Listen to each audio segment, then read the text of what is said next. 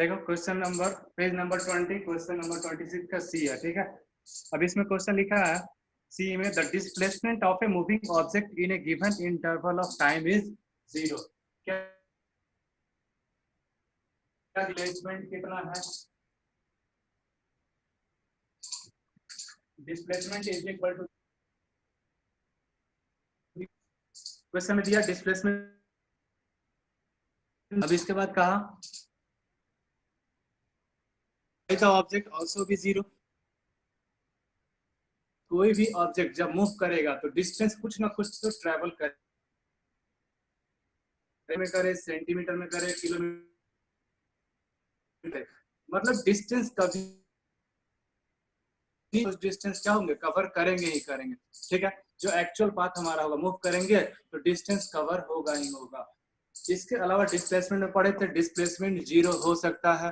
कब 0 हो सकता है? जैसे एक सर्कुलर पाथ है, यहाँ से चलना स्टार्ट किए और यहाँ से चलना स्टार्ट किए फिर यहीं पे पहुंच गए, तो ए से चले और फिर ए पे पहुंच गए, तो यहाँ पे डिस्प्लेसमेंट कितना हो जाएगा? तो डिस्प्लेसमेंट यहाँ 0 हो जाएगा, क्योंकि इनिशियल पोजीशन शुरू में कहाँ पे थे? ए पे, और फाइनल पोजीशन लास्ट में कहाँ पे है? ए पे। तो जहां से चले थे फिर वहीं पहुंच जाएंगे, इनिशियल और फाइनल पोजीशन सेम हो जाएगा, तो दोनों के बीच का स्ट्रेट लाइन डिस्टेंस कितना हो जाएगा? 0, यानी डिस्प्लेसमेंट कितना हो जाएगा? 0। दूसरा, ऐसे समझो एक स्ट्रेट लाइन है, मूव कर रहे हैं, ए से गए बी और बी से फिर वापस आ गए ए पे, तो अब डिस्प्लेसमेंट कितना हो जाएगा? 0 हो जाएगा। क्यों? क्योंकि इनिशियल पोजीशन ए और रिटर्न होके फिर कहाँ आ गए? ए पे आ गए, तो फिर से पहुंच गए ए पे, तो इनिशियल और फाइनल पोजीशन जहां से चले थे वहीं अगर पहुंच जाएंगे तो हमारा जो डिस्प्लेसमेंट होगा कितना होगा? 0 होगा। तो डिस्प्लेसमेंट 0 हो सकता है, हमारे इनिशियल और फाइनल पोजीशन के बीच का स्ट्रेट लाइन डिस्टेंस 0 हो सकता है, लेकिन डिस्टेंस जो होगा, जो कि एक्चुअल पाथ है, हम कुछ ना कुछ तो कवर करेंगे ही करेंगे, तो दैट विल नेवर बी 0, ठीक है। वही क्वेश्चन पूछ रहा है 26 के सी में कि डिस्प्लेसमेंट एक ऑब्जेक्ट का 0 है, ठीक है। Would the distance travel of the object also be 0? क्या डिस्टेंस ट्रेवल भी 0 होगा? तो डिस्प्लेसमेंट 0 है, ठीक है, but distance travelled by the object will never be 0। क्या आंसर होगा? नो, ठीक है, डिस्टेंस कभी इसका 0 नहीं होगा। और क्वेश्चन है इसमें, give reason for your answer, ठीक है। तो रीजन देना है कि क्यों डिस्प्लेसमेंट 0 हो सकता है, डिस्टेंस 0 नहीं हो सकता है, ठीक है। क्यों? क्योंकि डिस्प्लेसमेंट क्या होता है, लिखेंगे रीजन में, because displacement is the shortest straight line distance between initial and final position, ठीक है। तो डिस्प्लेसमेंट चूंकि शॉर्टेस्ट लाइन होता है, स्ट्रेट लाइन होता है इनिशियल और फाइनल पोजीशन के बीच में, तो ऑब्जेक्ट जहां से चला था वहां पर वापस आ सकता है, तो वहां पे डिस्प्लेसमेंट 0 होगा। लेकिन डिस्टेंस क्या होता है? It is the actual length covered by the object, जितना हम एक्चुअली मूव किए हैं वह क्या कहलाएगा? डिस्टेंस। तो मूव करेंगे तो कुछ ना कुछ तो डिस्टेंस जरूर होगा, ठीक है। So distance can never be 0 because it is the length of actual path move. हम पहुंचे कहाँ उससे मतलब नहीं है, किधर जा रहे उससे मतलब नहीं है, हम चल रहे हैं, इसका मतलब डिस्टेंस हमारा 0 नहीं होगा। हाँ, डिस्प्लेसमेंट 0 हो सकता है, ठीक है। देख लेना पेज नंबर 20 में क्वेश्चन नंबर 26 का सी है, दिया हुआ है कि डिस्प्लेसमेंट 0 है लेकिन डिस्टेंस 0 हो सकता है कि नहीं, तो कभी नहीं होगा। डिस्प्लेसमेंट 0 हो, नेगेटिव हो, पॉजिटिव हो, डिस्टेंस विल नेवर बी 0, कभी 0 नहीं होगा। चलेंगे तो कुछ ना कुछ तो कवर करेंगे ही करेंगे, ठीक है।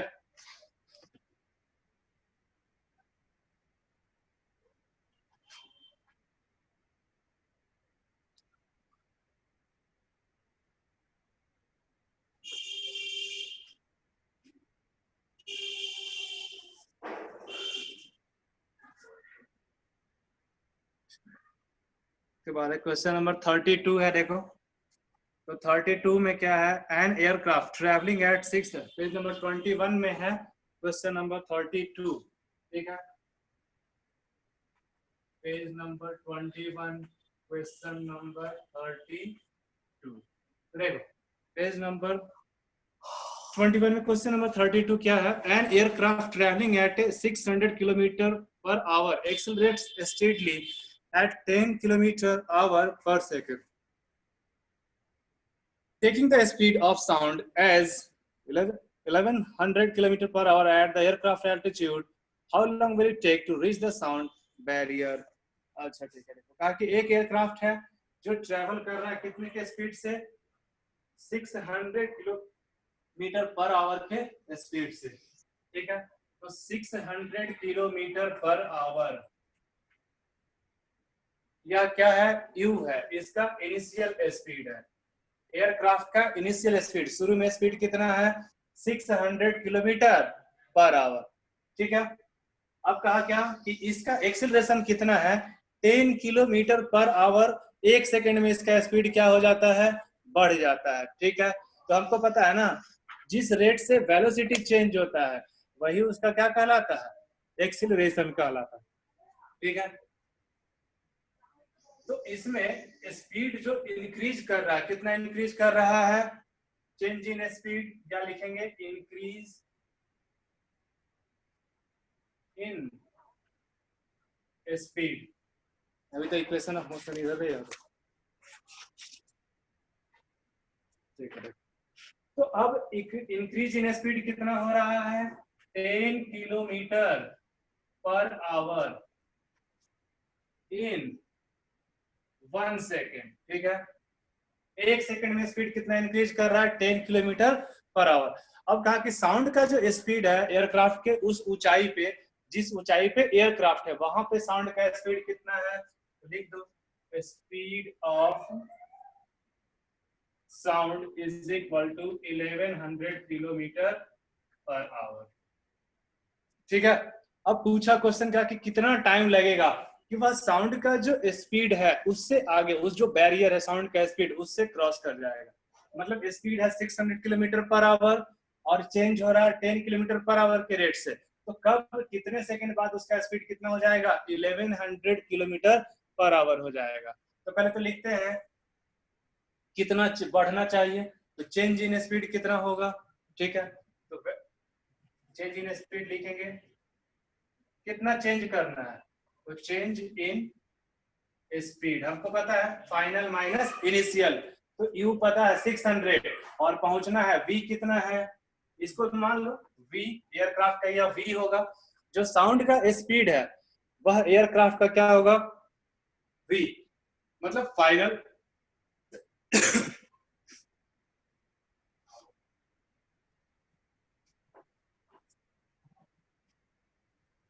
फाइनल होगा, ठीक है? फाइनल वेलोसिटी होगा उसका। तो इनिशियल यू है, फाइनल कितना है? 1100।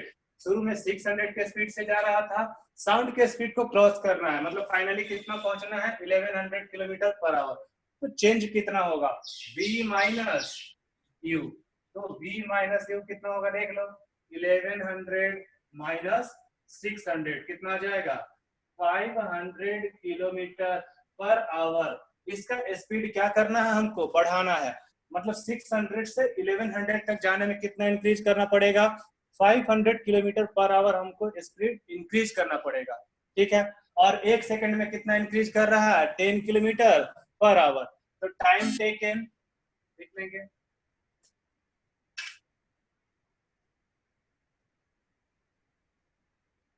कितना टाइम लगेगा 500 किलोमीटर पर आवर स्पीड बढ़ाने में? तो टोटल स्पीड बढ़ाना कितना है? 500, और एक सेकंड में बढ़ता कितना है? 10। तो कितना टाइम लगेगा? 50 सेकंड, ठीक है? तो 50 सेकंड के बाद जो एयरक्राफ्ट का स्पीड होगा साउंड के स्पीड को के बैरियर को क्या कर जाएगा? क्रॉस, उससे आगे चला जाएगा। क्वेश्चन ध्यान से देखो 32 में, एक एयरक्राफ्ट है ट्रेवल कर रहा है कितने के स्पीड से? 600 किलोमीटर पर आवर, मतलब उसका यू कितना है? 600 किलोमीटर पर आवर। अब क्वेश्चन में कहा, ठीक है, कि वह एक्सिलरेट कर रहा है, मतलब उसका स्पीड बढ़ रहा है, स्पीड धीरे धीरे, किस रेट से? तो 10 kilometre per our in 1 second. एक घंटा में उसका स्पीड कितना बढ़ जाता है? 1 सेकेंड में उसका स्पीड कितना इंक्रीज कर गया? 10 किलोमीटर पर आवर।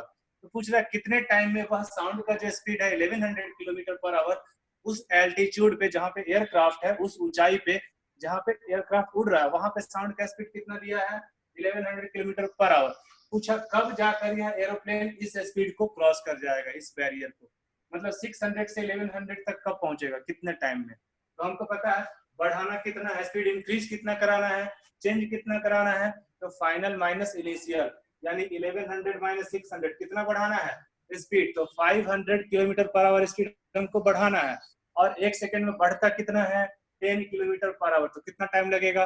तो टोटल जो इंक्रीज हुआ ऊपर और जो एक सेकंड में इंक्रीज होगा उसको नीचे, तो टोटल इंक्रीज करना है 500 और एक सेकंड में स्पीड कितना इंक्रीज कर रहा है 10, तो कितने सेकंड में कितने टाइम में 500 इंक्रीज कर जाएगा, तो 500/10 कितना आ जाएगा 50 सेकंड। तो 50 सेकंड में जो एरोप्लेन है एयरक्राफ्ट है उसका स्पीड कितना पहुंच जाएगा 1100 किलोमीटर पर आवर। ठीक है,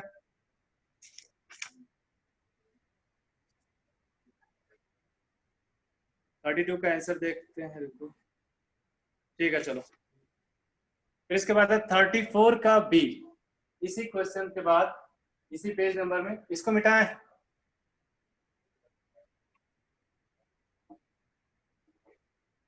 मिटाएं इसको, मिटा दीजिए सर। ठीक है।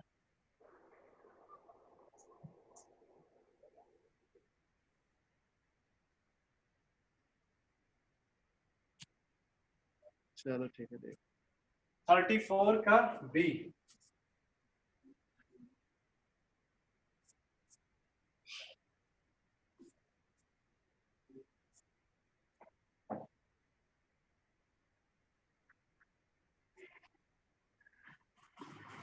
पेज नंबर इसी में है 21 में ही 34 का बी।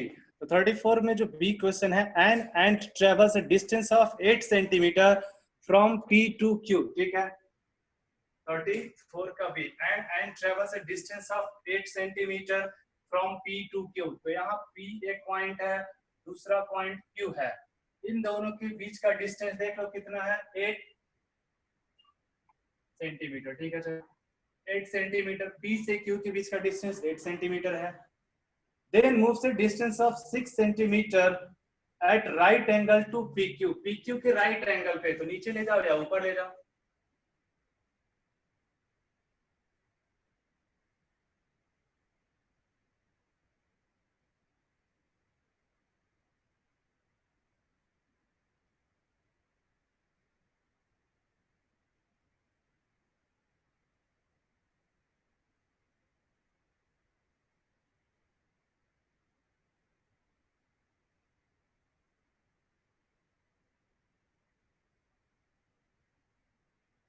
कौन सा है आर। तो अब हमको पता है कि डिस्प्लेसमेंट क्या होता है, it is the shortest straight line position को स्ट्रेट लाइन से मिलाते हैं, यही हमको निकालना होगा। हमको निकालना है पी आर कितना होगा। तो देख लो राइट ट्रायंगल है, पाइथागोरस थ्योरम लगेगा, 90 डिग्री पे है ना पी क्यू आर, तो ऐसे ट्रायंगल बनेगा। यहां से मान लो पी, यह हो गया क्यू आर, अभी पता है 8 सेंटीमीटर और ये है 6 सेंटीमीटर, यहाँ पे 90 डिग्री हमको निकालना है पी आर, क्योंकि यही तो डिस्प्लेसमेंट होगा। पी है इनिशियल पोजीशन और फाइनली कहाँ पहुंच गया आर पे, तो पूछ रहा है फाइंड द रिजल्टेंट डिस्प्लेसमेंट यानी distance between P and R, straight line distance between final and initial position. तो यहाँ से लिखो from Pythagoras theorem H square is equal to क्या होता है P square plus B square, हमको पता है हाइपोटेनस का square is equal to perpendicular square plus base square. तो देख लो 90 डिग्री का अपोजिट वाला हाइपोटेनस होता है, तो यही हाइपोटेनस होगा, यानी यहाँ लिखेंगे P R square is equal to, अब बेस किसी को मान लो और परपेंडिकुलर किसी को मान लो, एक को बेस मानेंगे तो दूसरा परपेंडिकुलर होगा। देखो बेस और परपेंडिकुलर चेंज होता है राइट ट्रायंगल में, लेकिन हाइपोटेनस कभी चेंज नहीं होगा। 90 डिग्री के अपोजिट वाला जो साइड होगा सबसे बड़ा साइड होता है, हाइपोटेनस होता है, और वह कभी चेंज नहीं होगा। इसको बेस मानते हैं, पी मान लो परपेंडिकुलर, तो लिखेंगे क्यू आर स्क्वायर प्लस यहाँ से कितना आ जाएगा पी क्यू स्क्वायर, रख दो वैल्यू, ये तो पता नहीं है पी आर नहीं पता वही निकालना है, तो लिखेंगे 6 का स्क्वायर प्लस 8 का स्क्वायर इज इक्वल टू 36 अब प्लस 64 कितना आ गया 100। तो P R square is equal to आ गया 100। तो P R is equal to root under 100 is equal to 10 centimetre. यानी डिस्प्लेसमेंट कितना आ जाएगा 10 सेंटीमीटर। ठीक है, डिस्प्लेसमेंट आ गया पी आर। यही डिस्प्लेसमेंट होगा shortest straight line distance between P and R. चला था पी से पहुंच गया आर पे। यहाँ पे हमको पता है कितना डिग्री पे टर्न किया है 90 डिग्री पे दिया हुआ क्वेश्चन में राइट एंगल पे। ठीक है, तो डिस्प्लेसमेंट अगर पूछा तो नहीं है, डिस्टेंस पूछता तो डिस्टेंस हो जाता है 8 और प्लस 6 कितना 14 सेंटीमीटर। डिस्प्लेसमेंट पूछा है तो कितना जाएगा 10 सेंटीमीटर। पाइथागोरस थ्योरम लगाएंगे राइट ट्रायंगल है तो। इसके बाद किसी को पूछना है एक्सरसाइज में देखो तो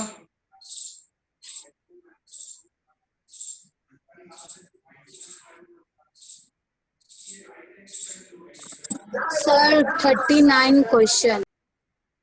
इसी का 39 है, इसी पेज का।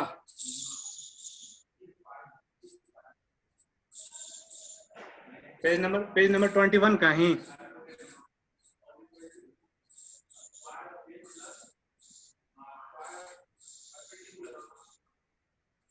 अच्छा चलो लिखते हैं, देखना।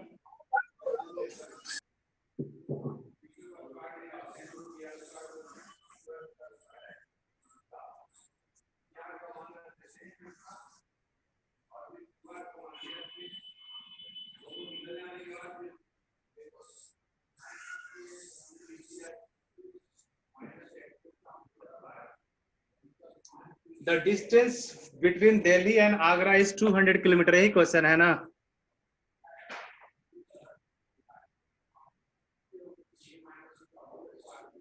अरे क्वेश्चन तो बोलो 39 में यही क्वेश्चन है ना कि दूसरा क्वेश्चन है।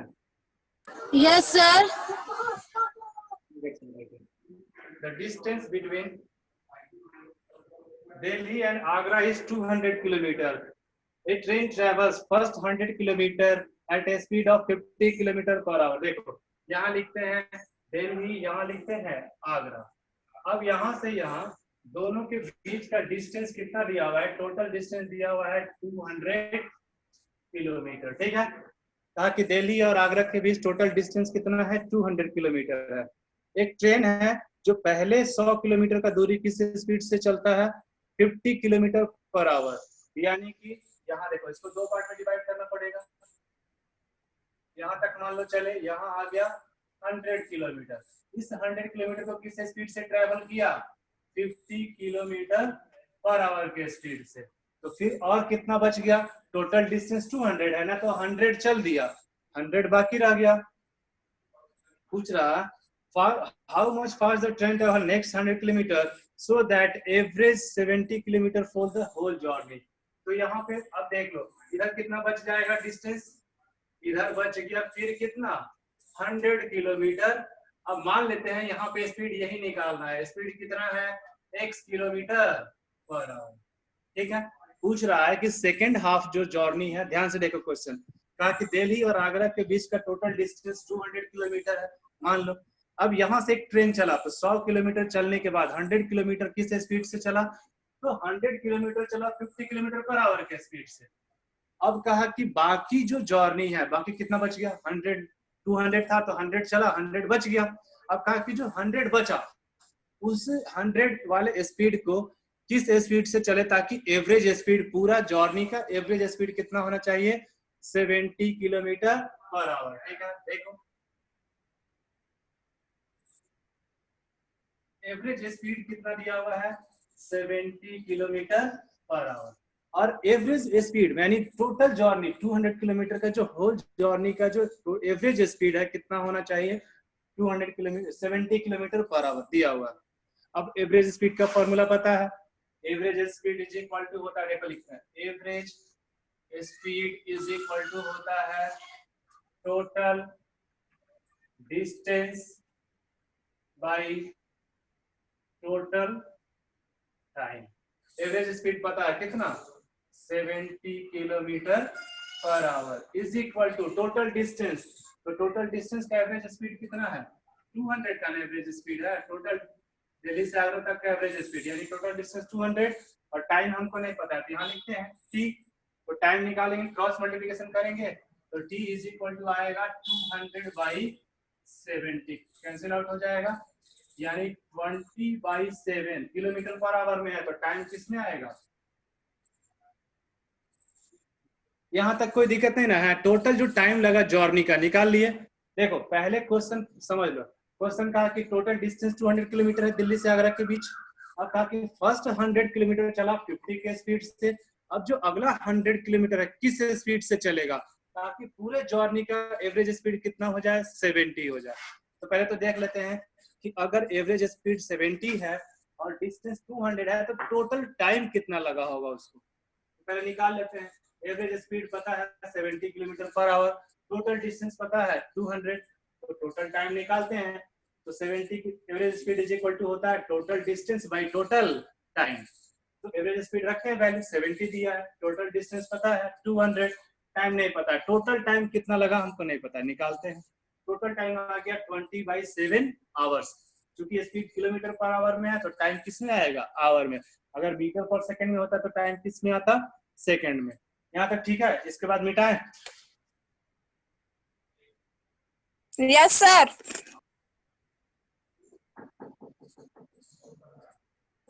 ठीक है चलो, तो हमको टोटल टाइम पता चल गया कि दिल्ली से आगरा जाने में टोटल टाइम कितना लगा, 20/7 आवर्स। चलो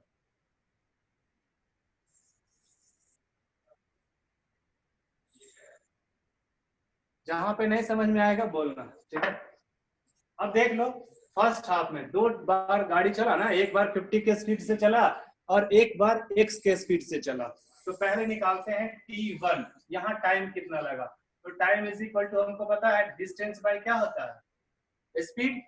time is equal to sorry हाँ ठीक है, time is equal to distance by speed.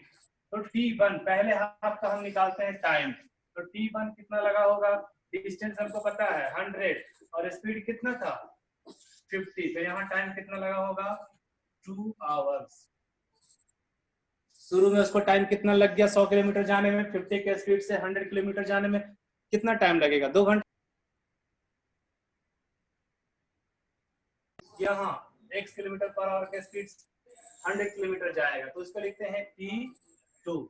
तो t2 is equal to distance by speed. तो डिस्टेंस तो इसमें 100 ही बचा है, लेकिन स्पीड कितना है x, तो इतना घटेगा तो नहीं, अब इतना आ जाएगा आवर्स। यहाँ तक समझ में आया। 2 हाफ है ना, फर्स्ट हाफ है, मतलब शुरुआत में 50 के स्पीड से गया तो टाइम कितना लगा होगा इसको 2 आवर्स, और x के स्पीड से जाएगा 100 किलोमीटर तो कितना टाइम लगेगा 100/x। Time is equal to पता है डिस्टेंस बाय स्पीड। तो टाइम यहाँ कितना लगा, तो डिस्टेंस था 100 किलोमीटर 100 किलोमीटर और यहाँ पे स्पीड कितना था 50 किलोमीटर पर आवर। तो t1 मान लेते हैं, पहला जो इनिशियल हाफ था उसमें टाइम लगा t1। तो t1 is equal to distance by speed. Distance है 100, स्पीड है 50, तो टाइम लगा 2 आवर्स। सेकेंड हाफ में हमको स्पीड नहीं पता है, तो मान लिए x वही निकालना है। तो x तो t2 उसको मान लेते हैं, यहाँ टाइम लगा कितना t1, यहाँ टाइम कितना लगा t2, ठीक है। अब t2 इज इक्वल टू आ जाएगा डिस्टेंस बाय स्पीड। डिस्टेंस तो इसमें भी 100 बचा है, लेकिन स्पीड कितना रह गया x। अब देखो इसके आगे लिखेंगे, हमको पता है टोटल टाइम जो जर्नी में लगा इज इक्वल टू क्या लिखेंगे t1 प्लस t2। अब टोटल टाइम हमको पता है, उधर से निकाले थे एवरेज स्पीड से कितना आया था 20/7, लेकिन इधर कितना आएगा तो 2 plus 100/x। t1 plus t2 दोनों जो टाइम लगा एवरेज स्पीड से जो टाइम लगा उसके बराबर होना चाहिए था ना, क्यों, क्योंकि यही दोनों टाइम जोड़ के ना t आएगा। तो हम एवरेज स्पीड से टाइम निकाले या फिर अलग अलग हम टाइम निकाले, दोनों को जोड़ेंगे तो क्या आएगा, सेम आएगा। जर्नी सेम है तो टाइम भी क्या आएगा, सेम आएगा। होल जर्नी के लिए टाइम सेम आएगा। तो मान लेते हैं यहाँ लगा t1, यहाँ लगा t2, तो टोटल टाइम कितना लगेगा t1 प्लस t2। यही टोटल टाइम लगेगा। तो टोटल टाइम हमको तो पता है कितना लगा था, निकाले थे ना शुरू में, एवरेज स्पीड से टोटल टाइम कितना आया था 20/7 is equal to T1। T1 कितना है 2 और T2 कितना है 100/x। एलसीएम ले लो, कितना आ जाएगा x, यहाँ पे 1 × x कितना आ जाएगा, रुक जा इधर ही ले आते हैं, 20/7 इधर +2 इधर आएगा -2/1 is equal to 100/x। LCM ले लेंगे, कितना आ जाएगा 7 आ जाएगा 20 -7 2 14 इज इक्वल टू 100/x। ठीक है, कितना आएगा देखो 6/7 इज इक्वल टू 100/x। इसको क्रॉस मल्टीप्लिकेशन करो तो 6x इज इक्वल टू आ जाएगा 100 × 7। ठीक है, तो x इज इक्वल टू, फिर इसको और क्रॉस करेंगे तो x इज इक्वल टू आ जाएगा 700/6 किलोमीटर पर आवर। अब इसको तोड़ दो, कटेगा तो 116, देखो कितना आएगा। अगर इसको फ्रैक्शन में तोड़ेंगे तो 116 पॉइंट कुछ आएगा। ठीक है,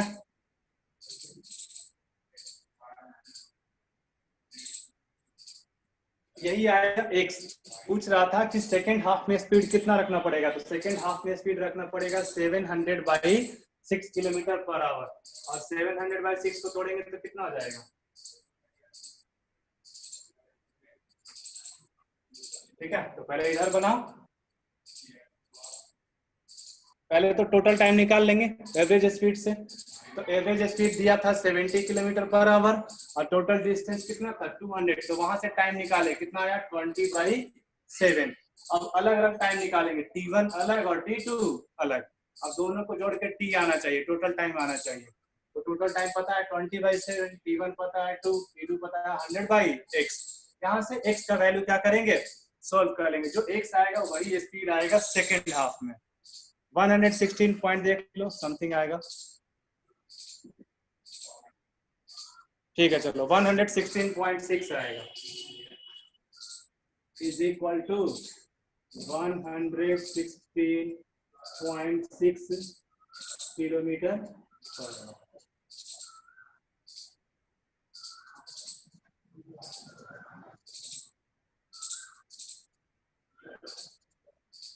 और क्वेश्चन सर 8 मिनट और बचा हुआ है। क्या बोले सर? 8 मिनट और बचा हुआ है सर। अच्छा, बस चैप्टर खत्म ही हो गया। जो ये लोग को डाउट है, क्वेश्चन पूछना है पूछे। नेक्स्ट चैप्टर स्टार्ट करेंगे नेक्स्ट क्लास में, मंडे से। हम आपको होस्ट बना दिए हैं, मीटिंग के बाद आप एंड कर सकते हो। ठीक है सर।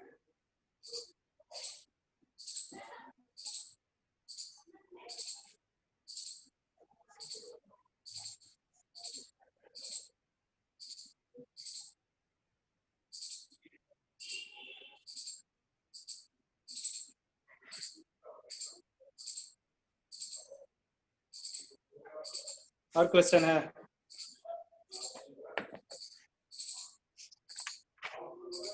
सुनिधि नहीं बनाई है क्वेश्चन?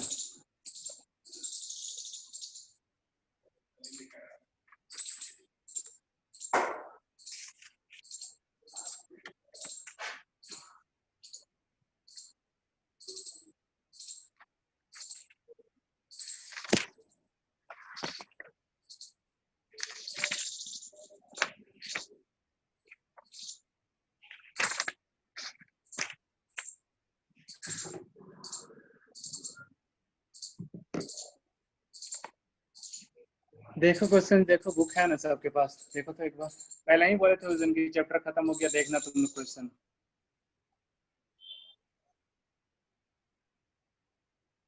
जो क्वेश्चन नहीं बनता है ग्रुप में पूछना, वहां पे क्वेश्चन नंबर पेज नंबर लिख के भेजना, नहीं तो क्वेश्चन भेजना वहां पे।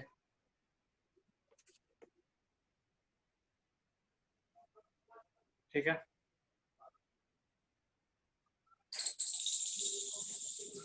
जल्दी देखो।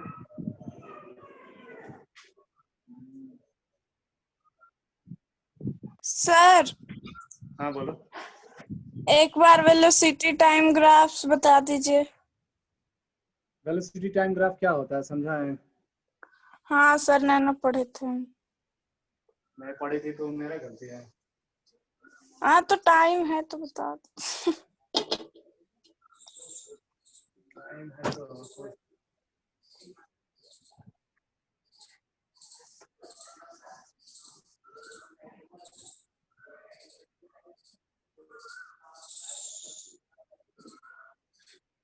देखो, वीटी ग्राफ, ठीक है, वेलोसिटी वर्सेस टाइम ग्राफ। तो वेलोसिटी को रखते हैं वाई एक्सिस पे, टाइम को रखते हैं एक्स एक्सिस पे, ऐसे बनेगा। तो यह ग्राफ तीन तरह का होता है। तीन केस हो सकता है, या तो वेलोसिटी कांस्टेंट हो, या तो वेलोसिटी इंक्रीज कर रहा हो लेकिन यूनिफॉर्म रेट से, मतलब 50, फिर 51, फिर अगले सेकंड में 52, फिर 53, ऐसे एक साथ एक जैसा इंक्रीज करे, तो वहां पे यूनिफॉर्म इंक्रीज करेगा। दूसरा हो सकता है कि कभी 52 से 55 हो जाए, फिर 55 से 56, फिर 56 से हो जाए 65, मतलब इंक्रीज कभी कम करे कभी ज्यादा इंक्रीज करे, तो वहां पे फिर ग्राफ अलग होगा। तो तीन केस होगा। फर्स्ट केस जो वीटी ग्राफ होगा, यह ग्राफ होगा ऐसा, ठीक है, पैरेलल टू एक्स एक्सिस, इधर v होगा इधर p होगा। तो यह जो ग्राफ होगा वीटी ग्राफ होगा, this is for constant velocity, ठीक है, कांस्टेंट वेलोसिटी। कांस्टेंट वेलोसिटी का ग्राफ स्ट्रेट लाइन होता है पैरेलल टू एक्स एक्सिस। क्यों? क्योंकि मान लो टाइम तो इंक्रीज कर रहा है, लेकिन गाड़ी का जो वेलोसिटी है, अगर यहाँ पे 30 मीटर पर सेकेंड है, तो हम गाड़ी अगर मान लो चला रहे हैं कांस्टेंट वेलोसिटी के साथ, यानी कि हमारे गाड़ी का स्पीड चेंज नहीं हो रहा है, 40 या 45 या 35 या 30, जो भी स्पीड हमारा है कांस्टेंट है। तो अगर हम गाड़ी या बाइक का स्पीड नहीं चेंज कर रहे हैं तो उस समय वेलोसिटी क्या होगा? कांस्टेंट होगा। और वेलोसिटी जब कांस्टेंट होगा तो टाइम के साथ हमारा जो ग्राफ होगा ना, ना ऊपर जाएगा ना नीचे जाएगा। क्यों? क्योंकि ना वेलोसिटी इंक्रीज कर रहा है ना डिक्रीज कर रहा है। 30 है तो 30 पे स्ट्रेट लाइन जाएगा जितना देर हम कांस्टेंट वेलोसिटी रखेंगे। तो पहला ग्राफ हो गया कांस्टेंट वेलोसिटी का। तो कांस्टेंट वेलोसिटी मतलब वेलोसिटी जिसमें फिक्स होता है, जिसमें वेलोसिटी ना तो इंक्रीज करेगा ना डिक्रीज करेगा, तो वह जो ग्राफ होगा v वर्सेस t कैसा होगा? पैरेलल टू एक्स एक्सिस होगा, ठीक है। सेकंड जो केस होगा देखो, सेकंड है यूनिफॉर्म एक्सेलरेशन, ठीक है, when velocity changes at uniform rate, ठीक है, velocity increases at uniform rate, मतलब एक्सेलरेशन कैसा होगा? यूनिफॉर्म होगा। तो ग्राफ कैसा होगा? इस तरह का होगा, ठीक है। वेलोसिटी इंक्रीज कर रहा है, लेकिन इंक्रीज कैसे कर रहा है? कांस्टेंट रेट से, मतलब हर सेकंड में इंक्रीज कर रहा है 10 मीटर पर सेकंड, तो नेक्स्ट में भी 10 मीटर, फिर उसके बाद भी नेक्स्ट में भी 10 मीटर पर सेकंड। तो एक रेट से अगर वेलोसिटी बढ़ता है या घटता है, इंक्रीज या डिक्रीज करता है, तो ग्राफ क्या होगा? स्ट्रेट लाइन होगा, लेकिन यह पैरेलल नहीं होगा, ठीक है। किसके पैरेलल नहीं होगा? एक्स एक्सिस के। It is the graph is straight line passing through origin. Origin से भी पास कर सकता है। जब गाड़ी स्टार्ट होगा तो जीरो से ना, ये ऐसा ग्राफ बनेगा। अगर मान लो गाड़ी स्टार्ट नहीं हुआ, गाड़ी पहले से चल रहा था, हम देखना स्टार्ट किए 20 मीटर पर सेकंड से, तो ग्राफ कैसा होगा? दोनों सेम ही ग्राफ है, बस डिफरेंस क्या है? इसमें इनिशियल स्पीड कितना है, इनिशियल वेलोसिटी 0 है, और इसमें इनिशियल वेलोसिटी क्या है? जो भी होगा जहां से स्टार्ट होगा उतना ही उसका इनिशियल वेलोसिटी होगा। इसमें भी कॉन्स्टेंटली इंक्रीज कर रहा है और इसमें भी कॉन्स्टेंटली इंक्रीज कर रहा है, लेकिन यह ओरिजिन से है, इसका मतलब यह स्टार्टिंग हुआ है 0 से, और यह क्या है? 20 मीटर पर सेकंड से आगे बढ़ रहा है, वहां से इंक्रीज कर रहा है। हो गया। दूसरा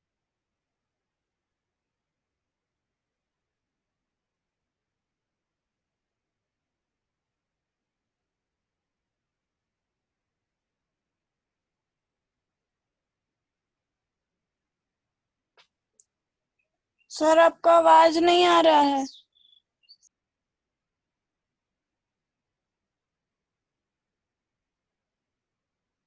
यह होगा कैसा, ठीक है।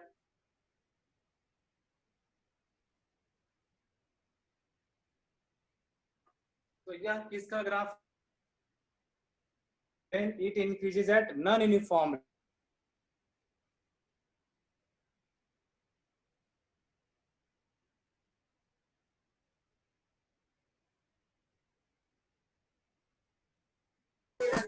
सर आपका आवाज नहीं आ रहा है।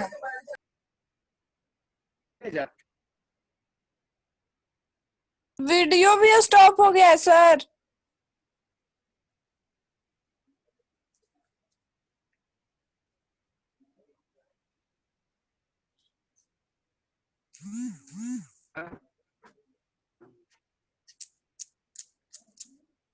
कितना नेटवर्क प्रॉब्लम होगा, ठीक है।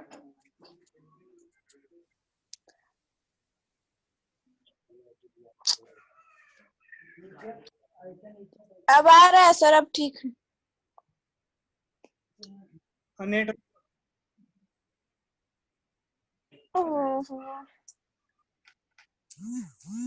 चलो वेलोसिटी वर्सेस टाइम ग्राफ हो गया ना। अब देख लेना, अब इसमें ज्यादा सब तो पढ़ाई नहीं है, वीडियो है।